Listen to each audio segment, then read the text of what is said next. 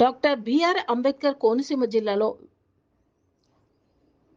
మంత్రి విశ్వరూప్ మాట్లాడుతూ విజయవాడ బస్సు యాత్రలో సీఎం జగన్మోహన్ రెడ్డిపై టీడీపీ పచ్చగూండాల దాడిని అమలాపురంలో తీవ్రంగా ఖండించిన రాష్ట్ర మంత్రి పినేపి విశ్వరూప్ సీఎంపై దాడి సభ్య సమాజం తలవంచుకునే చర్య చేశారని మంత్రి విశ్వరూప్ వెల్లడించారు.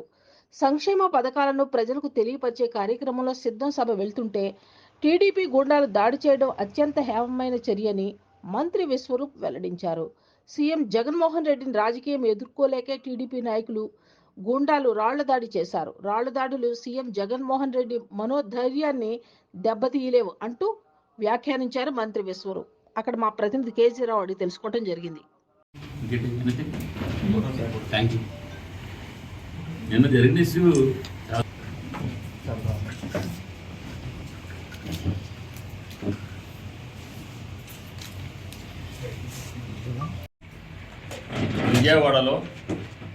విజయవాడ వెస్ట్లో గౌరవ ముఖ్యమంత్రి వర్యులు శ్రీ వైఎస్ జగన్మోహన్ రెడ్డి గారు మేమంతా సిద్ధం బస్సు యాత్రకు వెళ్తుంటే కొందరు పచ్చగుండాలు పచ్చ ముసుగులో ఉన్నటువంటి గుండాలు రౌడీలు జగన్మోహన్ రెడ్డిపై చేసినటువంటి దాడిని తెలుగుదేశం పార్టీ గుండాలు జగన్మోహన్ రెడ్డిపై చేసిన రాళ్ల దాడిని తీవ్రంగా ఖండిస్తున్నాం. ఇది సభ్య సమాజం సిగ్గుతో తలదించుకునే చర్య. ఈ పాశవిక దాడిని రాష్ట్ర ప్రజలందరూ కూడా తీవ్రంగా గర్హిస్తున్నారు. అత్యంత దురదృష్టకరం. ఒక రాష్ట్రాధినేతగా ముఖ్యమంత్రిగా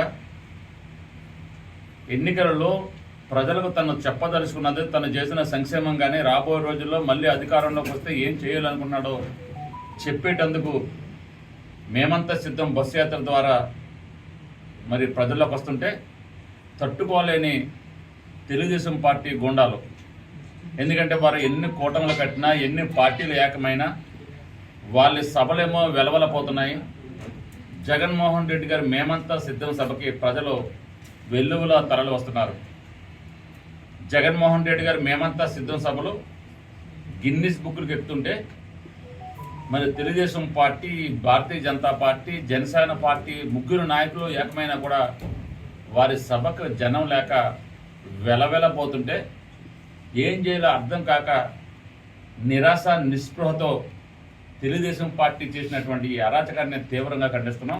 నవభారత రాజ్యాంగ నిర్మాత, స్త్రీ దాస్య విమోచకుడు, ప్రపంచ మేధావి అయినటువంటి డాక్టర్ బాబాసాహెబ్ అంబేద్కర్ గారి 133వ జయంతి వేడుకలు గల్లీ స్థాయి నుంచి ఢిల్లీ స్థాయి దాటి ప్రపంచం నలువైపులా వెల్లువలా జరుపుకున్నారు డాక్టర్ బాబాసాహెబ్ అంబేద్కర్ యొక్క జన్మదిన వేడుకలు.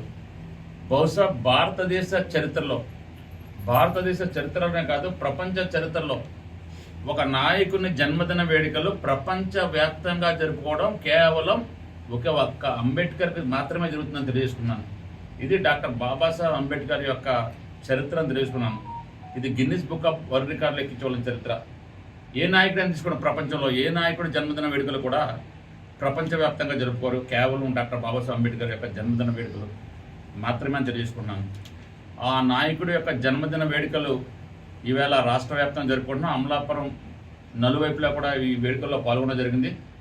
ఆ మహానీయుని నాయకుడి యొక్క విగ్రహాన్ని 125 అడుగుల విగ్రహాన్ని విజయవాడ నడిబొడ్డులో ఏర్పాటు చేసి, ప్రపంచంలో ఎత్తైన అంబేద్కర్ విగ్రహాన్ని విజయవాడ నడిబొడ్డులో ఏర్పాటు చేసి ఆ మహానీయునికి నాయకునికి ఘనంగా నివాళులర్పించి ఈవేళ భారతదేశ చరిత్రలో చిరస్థాయిగా నిలిచిపోయాడు మా గౌరవ ముఖ్యమంత్రి జగన్మోహన్ రెడ్డి గారు. కేవలం విగ్రహాన్ని ఏర్పాటు చేయడమే కాకుండా డాక్టర్ బాబాసాహెబ్ అంబేద్కర్ యొక్క స్ఫూర్తి ఏదైతే ఎడ్యుకేట్, ఆర్గనైజ్, యాజిటేట్ అని ఇచ్చాడో ఒక నినాదం, ఆ స్ఫూర్తిని అందిపుచ్చుకుని ప్రతి ఒక్కరు కూడా చదువుకునే విధంగా అమ్మఒడి ద్వారా ప్రోత్సహిస్తూ ప్రతి ఒక్కరు కూడా చదువుకునేలా చేస్తూ, ముఖ్యంగా ఎస్సీ, ఎస్టీ, బీసీ, మైనార్టీ పిల్లలు చదువుకున్న ప్రభుత్వ పాఠశాలలను పనితీరును మెరుగుపరుస్తూ కోట్లాది రూపాయలు వెచ్చిస్తూ ఇంగ్లీష్ మీడియం విద్యార్థిని పేద విద్యార్థులకు అందిస్తూ మరి 8th క్లాస్ నుంచే ట్యాప్లు అందిస్తూ ప్రపంచంతో పోటీ పడే స్థాయికి విద్యను తీసుకెళ్తూ అంబేద్కర్ యొక్క అసలైన వారసుడుగా ఈవేళ జగన్మోహన్ రెడ్డి గారు నిలిచారనడంలో ఏ విధమైన సందేహం లేదు. రాబోయే రోజుల్లో కూడా అంబేద్కర్ యొక్క ఆశయాల్ని జగన్మోహన్ రెడ్డి గారు తూచా తప్పకుండా ముందుకు తీసుకెళ్తారని తెలియజేసుకుంటూ ఆ మహానాయకునికి డాక్టర్ బాబాసాహెబ్ అంబేద్కర్కి ఘనంగా నివాళులర్పిస్తున్నాం. మా పార్టీ మండల అధ్యక్షులు, అదేవిధంగా టౌన్ అధ్యక్షుడు కంసాని చంద్రశేఖర్ గారు, యావత్ వైఎస్ఆర్ కుటుంబ సభ్యులు, యావత్ రాష్ట్ర ప్రజలంతా కూడా ఈ సంఘటనని మరి గర్హించదగిన విషయం, ఖండించవలసిన విషయం. ఈవేళ మనం చూస్తున్నాం, మొన్న అమలాపురం వచ్చినప్పుడు చంద్రబాబు నాయుడు గారు, పవన్ కళ్యాణ్ గారు కనీసం పట్టుమని 4,000 జనం కూడా లేని సభలు చూసాం. ఈవేళ లక్షలాది మంది మండు టెండలో జగన్మోహన్ రెడ్డి గారి కోసం ఎదురు చూస్తున్న సభలు చూస్తున్నాం. 5 సంవత్సరాలు జగన్మోహన్ రెడ్డి గారి పరిపాలన చూశారు. ఏదో విధంగా పొత్తు కట్టి ఆ పొత్తుల ద్వారా అయినా సరే విజయం సాధించాలన్న ఒక లక్ష్యంతో, దృఢ సంకల్పంతో అన్ని పార్టీలను పొత్తు కలుపుకున్నప్పుడు కూడా జగన్మోహన్ రెడ్డి గారి యొక్క ప్రపంచం ముందు వెలవెలపోతున్నటువంటి తెలుగుదేశం పార్టీ కూటమి సభలను తట్టుకోలేక, జగన్మోహన్ రెడ్డి గారిని రాజకీయంగా ఎదుర్కోలేక ఈ విధమైన పిరికి చర్యలకు పాల్పడడం అత్యంత దురదృష్టకరం. ఇటువంటి రాళ్ల దాడికి జడుచుకునే మనస్తత్వం మాత్రం మా నాయకుడు జగన్మోహన్ రెడ్డి గారిది కాదని తెలియజేసుకున్నాను. మనం గతంలో చూసాం, 100 ఏళ్ల చరిత్ర గల కాంగ్రెస్ పార్టీని ఎదుర్కొని కాంగ్రెస్ పార్టీ అధికారంలో ఉండగా కాంగ్రెస్ పార్టీని మట్టి కల్పించి అంతటి దృఢమైన నాయకురాలైనటువంటి సోనియా గాంధీని ఎదిరించి సెంట్రల్ జైలు కావాలా, కేంద్ర మంత్రి పదవి కావాలంటే తన నమ్మిన సిద్ధాంతం కోసం సెంట్రల్ జైలు గౌడలకు లోపలికి వెళ్ళినటువంటి నాయకుడు జగన్మోహన్ రెడ్డి గారు. ఇటువంటి రాళ్ల దాడులు జగన్మోహన్ రెడ్డి గారి మనోస్థైర్యాన్ని దెబ్బ తీయలేవని తెలియజేసుకుంటూ రెట్టించిన ఉత్సాహంతో జగన్మోహన్ రెడ్డి గారు మళ్ళీ ప్రజలలోకి రావడానికి ఖాయం.